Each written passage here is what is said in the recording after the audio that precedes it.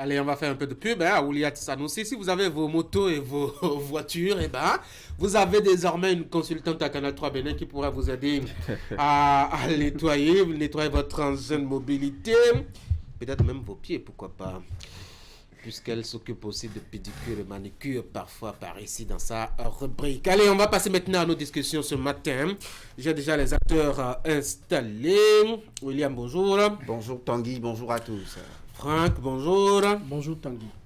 Eric, bonjour. Bonjour Tanguy. Ce matin, on a deux sujets à évoquer, la gestion du personnel de l'État, notamment dans le secteur de l'éducation, avec cette décision de faire retourner à la CREI les élus communaux en position donc dans les mairies et autres municipalités du Bénin. Il y a une décision au niveau donc de l'Atakora qui retourne les premiers adjoints au maire et les deuxièmes adjoints au maire et autres acteurs politiques en position là-bas dans les mairies. À la CRES, ils sont originellement enseignants. Ça fait grincer des dents quelque peu, mais la décision est prise et bon gré, malgré les acteurs s'y plient. On va parler aussi des questions orales qui peuvent là-bas sur la table des députés, une bonne demi-dizaine hier pour le gouvernement qui est attendu là-bas pour répondre sur 5 ou 6 sujets. Là-bas dont justement la situation des armées, on va profiter pour en dire deux mots. On commence par le premier. Ils ne sont pas contents de retourner à la CREI, William. Et pourtant, c'est leur vocation première. Et pourtant, c'est le tout premier appel qui est le leur. Et moi, je trouve ça un tout petit peu paradoxal. Vous savez, je vais commencer par une illustration qui est au supérieur. Au supérieur, par exemple, la Constitution empêche très clairement qu'il y ait un cumul de certaines fonctions dans la République, comme agent de l'État à un certain niveau et fonction politique. Mais pourtant, on a trouvé cette petite dérogation, on a trouvé ce petit moyen de voir que dans certaines disciplines et surtout à un certain niveau d'études dans nos universités, il n'y a pas assez de personnel, il n'y a pas assez d'enseignants qualifiés, il n'y a pas assez de personnes ressources. Et donc, pour l'expertise, l'encadrement des thèses, l'encadrement ou les curricula de formation à donner aux étudiants en soif de connaissances, il faut pouvoir accepter qu'un ministre retourne en amphithéâtre, il faut pouvoir accepter qu'un député revienne à la fac de droit enseigner le droit de la fonction publique, encore qu'il s'y plaît souvent très bien parce qu'il est dans la théorie des finances publiques, mais également dans la pratique au niveau de l'Assemblée nationale. Et donc, pour moi, trouver ce juste milieu entre une fonction politique et une fonction administrative, une fonction de l'État en tant que travail, pour moi, c'est extrêmement important. Mais parce qu'on est chef d'un arrondissement, parce qu'on est premier adjoint au maire, parce qu'on est maire d'une commune, on ne trouve plus du tout du temps pour retourner en salle de classe. Moi, je trouve que ce n'est pas vraiment utile et profitable à la nation. Parce que, vous savez, l'enseignant, quand il est professeur certifié, il a 18 heures de cours et moins de ça, il est à 20 heures de cours par semaine. Même si dans la pratique, ils sont à 26, 28 heures de cours. Si, parce que quelqu'un est parti à une fonction politique, ces 18 heures de cours doivent revenir à quelqu'un d'autre. Et nous parlons par exemple, la décision a été implémentée en premier dans l'Atakora peut-être, ou dans l'un des premiers départements dans l'Atakora. Imaginez dans l'Atakora, naturellement, si vous questionnez, ce serait une de ces régions de notre pays où il y a le moins d'enseignants disponibles. Moi, j'ai vu sur la liste des 5 un enseignant de mathématiques. Vous savez, dans ces régions-là, trouver un enseignant de mathématiques, c'est extrêmement difficile. J'ai vu des enseignants d'anglais. Ce sont des disciplines dans lesquelles, d'abord, la demande dans les pôles urbains et périurbains est déjà très forte. Et si dans ces milieux, les quelques rares qui sont là, parce qu'ils ont accédé à une fonction politique, ne peuvent pas retourner en classe, je ne leur demande pas, parce que, vous savez, en politique, une fonction est fonction quand on entretient sa succession, on entretient comment on s'arrange pour y revenir et comment on s'arrange pour bénéficier de ses privilèges. Et donc, moi, je pense très sincèrement que si on ne peut pas trouver au moins un peu de temps pour retourner en classe, ce n'est pas bien, même si on sait qu'il pourrait aller encore faire de la politique en classe. Tanguy, vous avez certainement noté que le 5 octobre dernier, à l'occasion de la célébration de la journée des enseignants, le thème était de trouver une solution aux pénuries d'enseignants. Et vous et moi savons combien le problème se pose véritablement dans nos collèges, dans nos unités de formation, dans nos localités. Quand bien même une classe est remplie d'élèves et que en face on n'a pas un enseignant, je ne parle même pas encore d'enseignants qualifiés, eh bien, pas, bien entendu, transmettre la connaissance à nos jeunes frères. Et donc, le problème se pose. Et là-dessus, il faut trouver une solution. Si cette décision est la solution, apprécions-la et voyons en même temps si elle est vraiment opportune. Parce que quand un premier agent met à décrocher, je ne sais depuis combien d'années, et qu'on retourne en classe parce qu'on veut régler, c'est un problème qui existe. Je me demande dans quelles conditions, dans quelle psychologie il pourra véritablement s'occuper de ses élèves. Tantôt là, tantôt en réunion à la mairie, encore que quand on va rentrer dans une période électorale, je me pose vraiment la question. C'est vrai, j'avoue que c'est un problème qui existe, il faut vraiment trouver des solutions, trouver des enseignants vraiment pour être dans les classes, enseigner vraiment aux enfants. Mais quand on fait recours des acteurs politiques, un premier adjoint au maire, un deuxième adjoint au maire, un chef quartier, et tout ça, un conseiller communal qui, déjà, nous savons, déjà un agenda bien rempli dans leur activité politique et qu'on demande aujourd'hui. Le tout ne suffit pas de prendre décision. J'ai vu également au niveau, comme l'a évoqué William, la direction départementale de l'Atakora, c'est signé avec un tableau, on a cité des noms, on a orienté des collèges, mais le tout ne s'arrête pas là. Je veux bien que le directeur puisse descendre aussi, aller faire le suivi, de s'assurer si à l'heure précise de 7h à 10h, le premier adjoint au maire qui va maintenant retrouver le chemin des classes est bien présent et non à la mairie de sa commune. Je pense qu'il faut vraiment faire un suivi et s'assurer que une fois dans les classes, que ces messieurs puissent vraiment donner le nécessaire à nos jeunes frères, à nos jeunes sœurs dans les collèges. Écoutez, moi je pense que des gens le faisaient déjà avant la prise de cette décision. J'en connais par exemple à Parakou, M. Ibrahim Chabi Maman, ancien premier adjoint au maire, actuellement chef du 3e arrondissement, vous pouvez aller vérifier, qui s'est jamais éloigné de ses élèves, qui va toujours en classe pour dispenser les cours. Vous voyez, la mandature qui est en cours, je crois, c'est 6 ans. Que les élus communaux qui ont été formés avec l'argent de l'État, qui ont des compétences, et parfois c'est des professeurs certifiés, des conseillers pédagogiques, des enseignants, des animateurs. Dans des disciplines où c'est difficile d'en trouver, comme les maths, par exemple. Les maths, les sciences physiques, les SVT, qui vont rester au bureau pendant 6 ans, pendant que sur le terrain, il y a un manque d'enseignants. Moi, je pense que c'est une décision géniale. Maintenant, à côté de ça, la mise en application, et c'est ce que Eric tentait de dire, personne n'a dit que lorsque vous envoyez les agents au maire dans les écoles, il faut les bourrer d'heures. Non, on n'a pas dit ça. Il y a l'esprit de la loi, il y a l'esprit de la décision, il y a la décision elle-même. Lorsque un agent au maire se présente à vous en tant que chef d'établissement, vous devez ménager son emploi de temps de sorte à ce qu'il réponde également à ses obligations au niveau de la commune. Cela voudra dire que si par exemple un enseignant qui n'est pas élu communal, il a 18 heures de cours, vous ne pouvez pas mettre sur le dos de celui qui est élu communal 18 heures. Trouvez-lui peut-être 6 heures, 7 heures ou 10 heures, le temps pour lui de pouvoir, parce que là-bas aussi, c'est des parapheurs qui les attendent, c'est des réunions à n'en point fini, c'est des sessions communales ou municipales qu'ils tiennent également, c'est également des voyages qu'ils doivent effectuer. Et vous devez, à certains niveaux également, prévoir des doublons lorsque cet élu communal n'est pas en poste, lorsqu'il n'est pas en mesure de venir dispenser son cours, qu'il puisse être remplacé et surtout éviter de leur donner des classes d'examen. C'est surtout cela. Donc, moi, je pense que si on peut voir la manière de mettre en application la décision, ben, ça va régler un grand problème. Il y en a dans certains conseils communaux, vous voyez, le premier adjoint peut-être qu'il est enseignant, le deuxième il est enseignant, le troisième il est enseignant et ils laissent tous la craie, ils viennent rester au bureau pour faire... Maintenant, il faut interroger les tests. Que disent les tests lorsque vous êtes...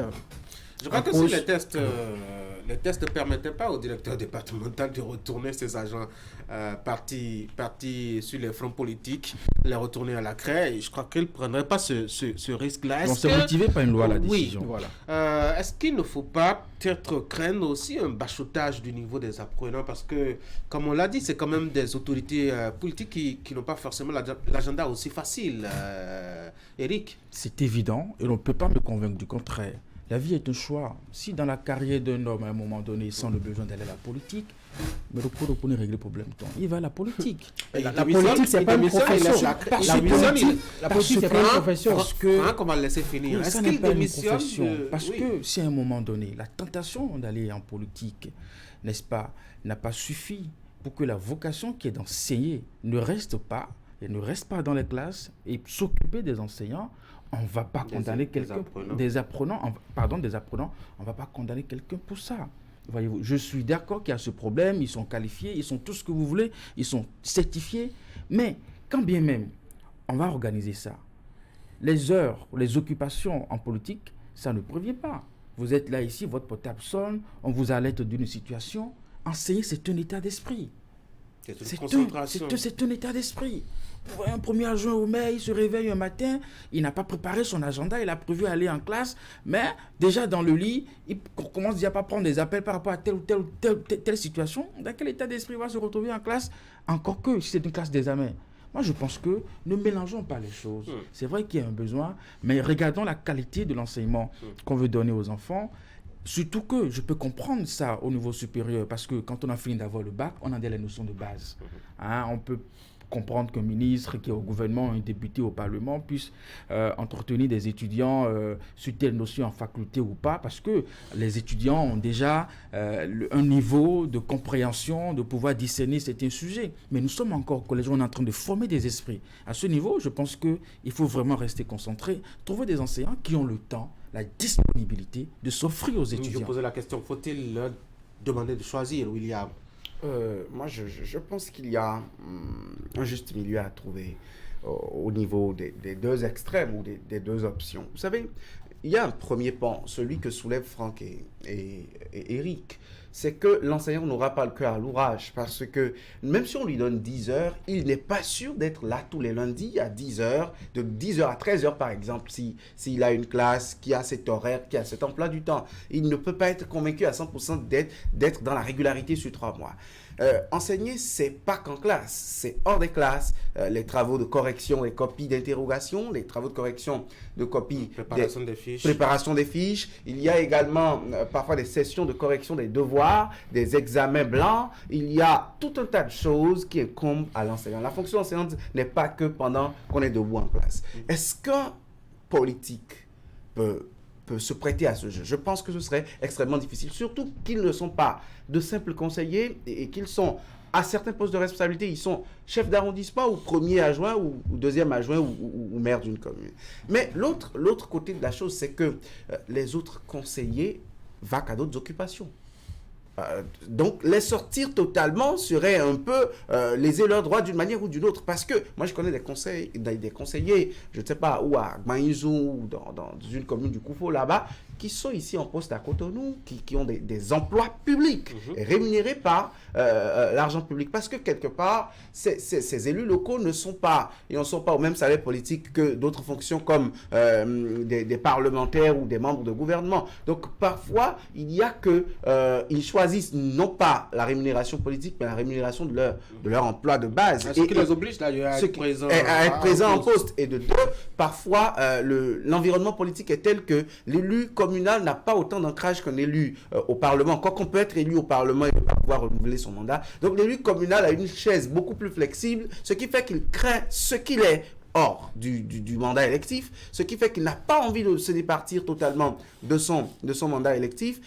Je pense que si la facilité qu'il y a au niveau du supérieur, cette facilité peut être au niveau du secondaire, mais de façon encadrée, ce serait bien. Parce que vous allez constater que je crains qu'il y ait beaucoup d'enseignants du primaire là-dedans. Eux, ils savent ils savent par exemple que de lundi à vendredi, aux heures connues par tout le monde, leur agenda est fixe. Ils doivent être présents en classe, ils doivent être aux côtés des apprenants. Et quand c'est comme ça, ils savent par exemple qu'ils ne peuvent pas s'aventurer en politique. Donc la marge de manœuvre que ceux du secondaire ont vu et ont voulu en profiter, qu'ils puissent vraiment se défendre par rapport et qu'on trouve vraiment le juste milieu, parce qu'on risque d'avoir des enseignants.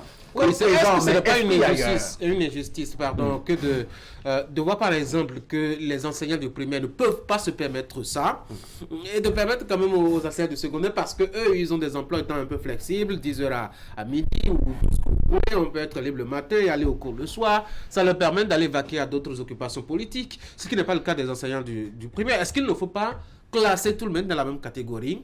Vous n'allez pas, en tant qu'enseignant, en politique, c'est pas mieux ça. Non, on ne peut pas dénier le droit, on ne peut pas leur refuser. Ou alors vous allez en politique et vous laissez tomber la craie définitivement. Un peu comme les agents communaux à qui on impose de démissionner dans les communes quand ils ont des ambitions politiques. Non, si on le disait ainsi, on pourrait dans des zones données vider les écoles. Vous allez dans certaines localités un peu reculées, il n'y a que les enseignants qu'on considère comme des gens un peu illuminés, des gens qui ont une certaine manière de voir les choses, qui vont en politique en masse. Si vous faites ça, vous allez vider certains établissements. Alors, lorsqu'on me dit que il faut rester dans un état d'esprit pour enseigner, mais vous savez qu'il y a des agents de santé qui font la politique également et qui, lorsqu'ils finissent leur réunion, ils vont dans les salles d'opération, ils vont pour anesthésier des gens qui iront au bloc opératoire. En santé aussi, il faut avoir un certain état d'esprit pour donner des soins.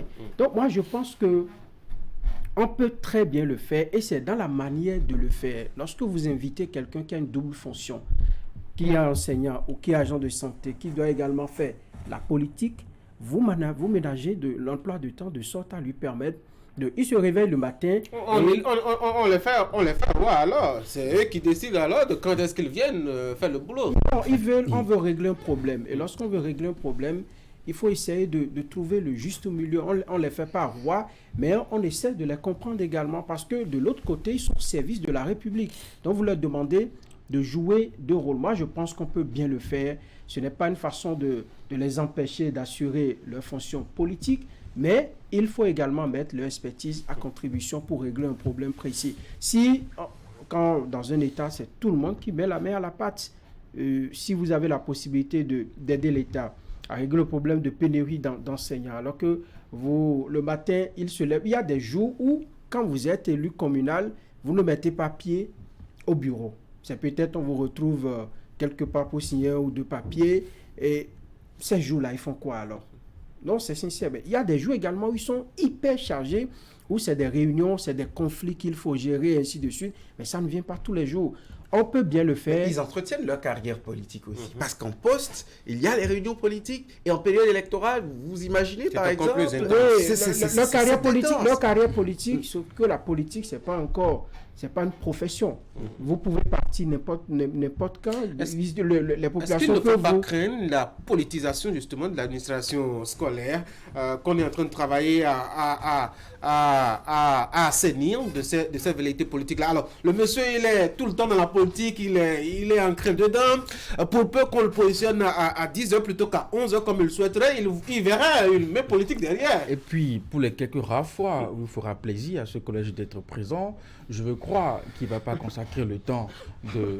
Je ne sais pas si vous avez eu des enseignants syndicalistes de haut niveau, bien placés, en période de crise ou dans les débats politiques, ils changent ces heures de cours en campagne électorale, en débat pour vous parler de Boni Yahi pendant 2 heures de temps. Vous n'entendez que ça. À ce moment, comment on peut régler ça? Absolument. À ce moment, comment on peut régler ça? Je pense que dans l'un ou l'autre des cas, trouvons vraiment le moyen qui avantage les élèves. Si dans cette option, on se rend compte que finalement, in fine, la classe devient en même temps un terrain politique, où on a en face des élèves en âge de voter, on a des élèves en face en âge de voter, qu'on commence par prêcher la bonne nouvelle de son parti politique. Vous voyez-vous les déviances de cette action? Et je pense que si cela se généralise, un matin on va se réveiller, nous aurons tous nos enseignants qui iront en politique et on va dire quoi? Puisque là-bas, la vie est belle. Les parents pourraient en profiter aussi, passer faire les heures de cours, des tribunes de compréhension des problèmes. Ils vont lister des problèmes de la cité à leurs apprenants, à leurs enfants.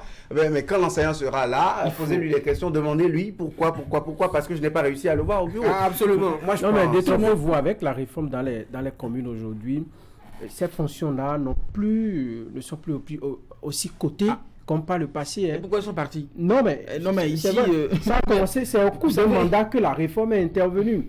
Il y a beaucoup qui se plaignent aujourd'hui, même les primes de... Ne faites pas confiance aux acteurs politiques.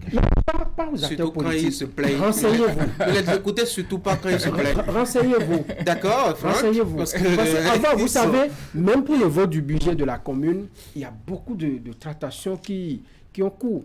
Aujourd'hui, vous votez le budget. C'est dans des cas rares que les gens boycottent le vote du budget. Et celui qui est ordonnateur même du budget, vous n'avez pas la possibilité d'aller faire pression sur lui. Une raison de plus pour eux de démissionner de leur poste politique et de se consacrer. Si tant est que là-bas c'est chaud, que ça ne bâche plus. Jeunes apprenants pour dans les classes. Encore que la réforme les a soulagés, leur a donné un peu plus de temps, ils ne sont plus administratifs maintenant, ils sont que politiques. Le seul rendez-vous qu'ils ont, c'est de venir discuter, je dois dire, des questions... Le conseil de supervision de quelques heures. C'est tout, de quelques heures. Ça passe tous les 6 mois, je crois. Accent sur quelque chose que vous refusez de voir. Qu'est-ce qu'on ne voit pas? En mandat électif, on est à la fois au poste électif, mais à un poste politique. On travaille à asseoir son ancrage politique. Le premier adjoint rêve d'être maire, rêve d'être député, rêve d'aller plus loin. Et on travaille toutes les fois qu'on a l'occasion d'avoir le tout dernier poste dans la République en matière politique. On travaille pour sa succession. Vous pensez qu'ils n'ont peut-être plus de classeurs, de parapheurs aujourd'hui à signer autant que par le passé. Mais demandez-leur, ils vous diront qu'ils préparent déjà 2026. Ils sont tout le temps en week-end dans les réunions politiques. Ils sont pour la plupart dans les coordinations communales de leur parti politique. Il faut que ce soit les apprenants qui en payent le prix. C'est pour cela que nous faisons le débat. Le débat, c'est finalement, est-ce qu'il ne faut pas les désengager de l'école et trouver le moyen de recruter, c'est-à-dire... Non. Je crois que dans ce débat, il faut prendre une position claire. On ne peut pas les désengager de l'école parce qu'on a besoin d'eux à l'école. Mais si, on peut le faire. Oui, ceux qui doivent les remplacer en politique demain ont besoin aujourd'hui d'instruction. On peut le faire. On dit tout de même qu'il faut les désengager de l'école et les reverser seulement pour les fonctions politiques. Moi, je pense que ça n'irait pas. On peut le faire. Aujourd'hui, l'école est en crise parce que le personnel enseignant est insuffisant. Quand on a pris les AME, vous avez trouvé, c'est vous qui trouvez les qualificatifs pour dire que c'est une façon de je ne sais pas quoi, vous employez souvent ça avilit la fonction. C'est avilissant et ainsi de suite. Maintenant qu'on trouve le moyen d'amener les professionnels, ceux qui ont été formés dans les écoles de formation des enseignants, pour essayer de sauver la situation, vous trouvez encore qu'il faut. Dans la réalité, ça ne change pas. Tanguy, on ne va pas créer un problème. On ne va pas créer un problème en essayant de régler un autre. Il n'y a aucun problème à créer. Le problème qu'on crée, c'est d'envoyer des enseignants à moitié ou au tiers dans les salles de classe quand ils sont en fonction politique. Le problème qu'on crée, c'est d'envoyer des enseignants peut-être extrêmement expérimentés, du haut de 15, 20 ans de pratique du métier d'enseignant, certes, mais qui en classe n'ont pas tous leurs esprits, qui tout le temps vont appeler les censeurs pour des permissions, pour s'absenter à des cours, qui, après 1 heure de cours, disparaîtront, iront à la salle des profs, feront corriger les copies par de jeunes étudiants du quartier, feront proposer les épreuves par de jeunes enseignants moins expérimentés, de jeunes collègues. C'est dans ce détail, le diable. On va changer de sujet, les gars. On va parler toujours des enseignants et surtout s'intéresser à cette catégorie, les AME. Cette catégorie qui intéresse, ma foi, les députés désormais, qui ont déposé une question orale à ce propos à l'endroit du gouvernement. Est-ce que ça va changer quelque chose à la situation, Franck? On va assister à la traditionnelle cérémonie, oui, non, et puis voilà, le ministre va ramasser ses affaires et rentrer chez lui. Nos chers amis députés veulent avoir des informations sur les AME. Ils les auront en pile de papier d'ailleurs. Le ministre va débarquer avec ses cadres qui vont lui faire de petits papiers. Non, ils auront des informations. Ils auront suffisamment d'informations là. On a dit qu'il y a une base de données où nos frères sont une base fiable en plus. Oui, où on va piocher dedans chaque année. Il y a des formations qui sont données pour les remettre à niveau. Il y a même un recrutement qui est en cours, qui est projeté. On est en train de faire le nécessaire pour... Et mieux, on veut l'élargir au niveau du supérieur. Donc, les députés auront vraiment de l'information. Maintenant, quelle sorte d'information ils recherchent? Vous êtes digne de représenter le ministre au Parlement. Si c'est aussi moi, j'irai le petit là-bas pour William. On ne va pas banaliser quand même je dois dire, ce rôle régalien du député de demander des comptes au gouvernement. C'est de bon droit. On augmente même pour l'année prochaine 300 millions à leur budget en matière de contrôle de l'action gouvernementale. Donc, qu'ils justifient les frais qu'ils perçoivent. Pour faire plus sérieux, vous savez, moi je suis un peu dérangé par la forme des questions. Les questions sont sans débat. Je pense que ce n'est pas le cas sur la question des AME.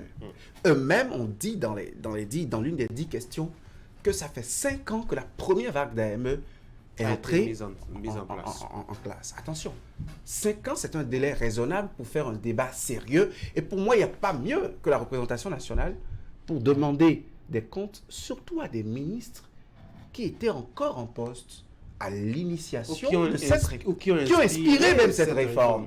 Aujourd'hui, le chef de file des ministres de l'Éducation, il est là depuis 2016 et il est un des acteurs les plus initiés, les plus à même de parler du système d'Aspirana, comme les enseignants le disent, et de faire un bilan 5 ans après la mise en œuvre. Les questions, pour moi, elles ont de la consistance, les questions de la teneur.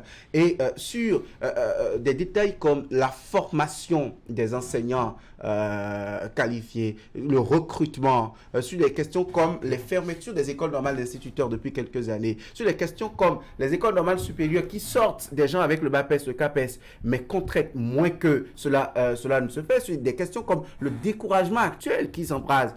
Par le passé, quand on vient à l'université pour lancer les concours des écoles normales, les facultés se vident. Aujourd'hui, je ne sais pas combien sont prêts en CBG, en lettres modernes ou dans quelle autre entité, pour aller passer les concours pour entrer à l'école normale supérieure. Parce que quand on finit, on revient à un système d'Aspirana. Des questions comme quand est-ce que l'État va finalement recruter les enseignants qualifiés? Quand est-ce que la question des reversements des AME en agents contractuels et par la suite avec des évolutions, quand est-ce que ces questions seront réglées? Pour moi, elles sont précises et pertinentes. Et je resterai énormément sur ma soif, ce n'est pas encore venu, mais je fais la prédiction, je resterai sur ma soif qu'après la présentation d'une communication en griffe du ministre des enseignements maternels et primaires, les députés ne puissent pas reprendre la parole et faire des débats sérieux sur les éléments de réponse que le membre du gouvernement aurait apportés.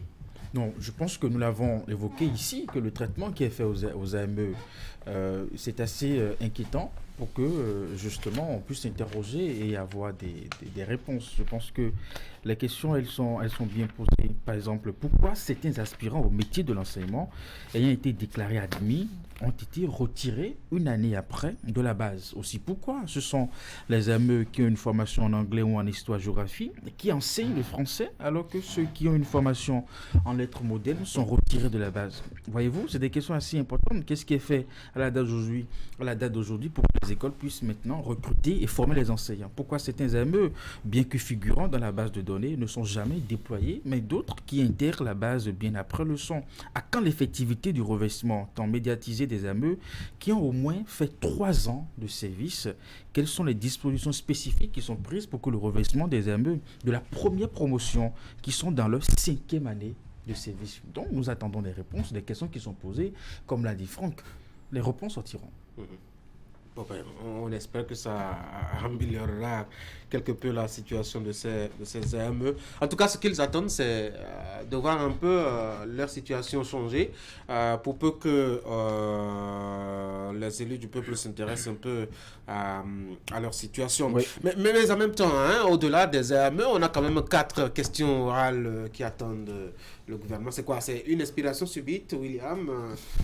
C'est vrai que par le passé, on a quand même vu 2 ou 3 questions de gouvernement, au gouvernement de la part des démocrates, mais ça là, ça pleuvait hier. Hein. Bon, je pense aussi que nous sommes en session. Ils sont retournés en 3e session extraordinaire. Le temps de pause, le temps d'accalmie devrait être naturellement un temps où l'activité parlementaire n'était pas en cours. Donc, ils ont pris le temps d'avoir leur stylo, de retourner dans leur cabinet. Parce que c'est ce que nous avons toujours voulu d'eux. Le député n'a pas la science infuse et il n'est pas expert en tout. Donc, de retourner dans leur cabinet, d'abord, pour la plupart, ils sont membres.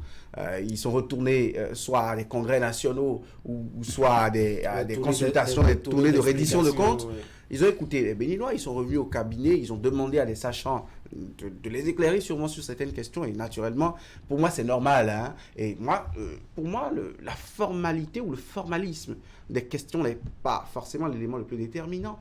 L'élément crucial pour moi, c'est comment est-ce qu'on en débat. Quand on en débat, est-ce que le Béninois reste sur le statu quo? Est-ce que les informations demeurent des recoupements d'informations glanés ça et là? Ou est-ce que des éléments nouveaux viennent? Est-ce que c'est plutôt beaucoup de phrases au futur simple de l'indicatif ou c'est plutôt, je sais pas, du présent, quoi, du présent de l'indicatif? Donc, moi, je pense que c'est essentiellement ça. Et la façon dont aussi on reprend les questions de relance. Ils ne sont pas les journalistes, mais vous savez, parfois, on a comme impression que la soif des députés en posant certaines questions ne se voit pas quand ils sont en débat avec les membres du gouvernement à propos. Moi, je pense qu'ils doivent davantage se mettre dans ce rôle et que ce folklore habituel de formalisme, de contrôle de l'action gouvernementale ne soit plus si apparent, mais que dans le fond, on sente. Vous savez, moi je suis beaucoup admirateur des débats dans des parlements hors du Bénin. Vous sentez cette fibre partie. Même si aujourd'hui on fait de William député élu parlementaire, il ne pourra rien changer. Est-ce que la loi leur permet d'aller plus loin? Aujourd'hui même, vous allez selon ceux qui sont habitués aux pratiques parlementaires et selon les informations que moi j'ai eues, les dernières informations, le gouvernement vous a adressé votre question, on rédige, puisque c'est sans débat. On rédige et on vient lire. On rédige la réponse et on vient lire. Et on vient lire, c'est tout. Je pense que chacun rentre chez lui. Que ce soit du côté... Même si vous allez là-bas, vous avez... Que ce soit du côté du Parlement. Vous avez votre... vous êtes énervé, vous êtes si... Vous rentrez comme ça, avec votre état d'âme. Alors, changeons de méthode. Passons aux commissions d'enquête. Moi, je pense que c'est les lois plutôt qu'il faut revoir. Non, mieux. Non. Maintenant, on peut initier... Il y a d'autres mécanismes comme la commission d'enquête. S'il vous plaît. Oui. On peut initier des... mettre sur pied des commissions d'enquête, aller interroger les gens sur le terrain, aller vérifier, aller dans les ministères pour dire nous voulons telle ou telle information, sortez-nous la base de données.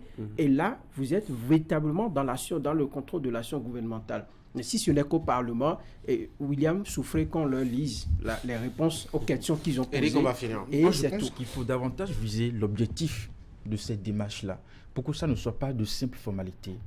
Que ce soit député de l'opposition ou de la mouvance, nous voulons la même chose, le développement de son pays.